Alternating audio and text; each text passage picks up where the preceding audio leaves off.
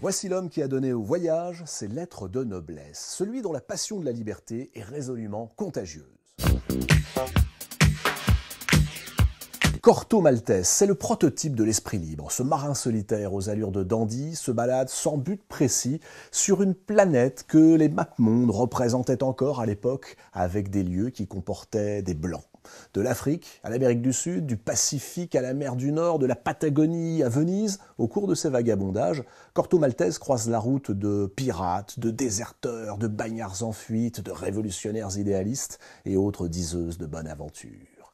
Pourquoi Corto est-il devenu un mythe littéraire? Pourquoi les adolescents, comme les adultes, se sentent-ils si proches de ce personnage qu'ils voudront tant imiter? Pourquoi les femmes voient-elles en lui le type même de l'homme qu'elles aimeraient aimer à la folie, tout en sachant qu'elles ne pourraient jamais le garder près d'elles?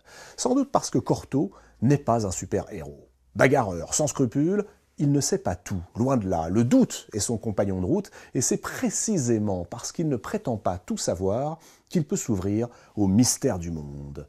Pour inventer les aventures de Corto, son créateur, le génial Hugo Pratt, s'est nourri des légendes celtiques et des ballades irlandaises, des contes africains et des mythes grecs. La lecture de n'importe quel album de Corto Maltese, où les mots sont si précis, est donc particulièrement recommandée à tous les voyageurs immobiles, comme à tous ceux qui se méfient des modes et des préjugés.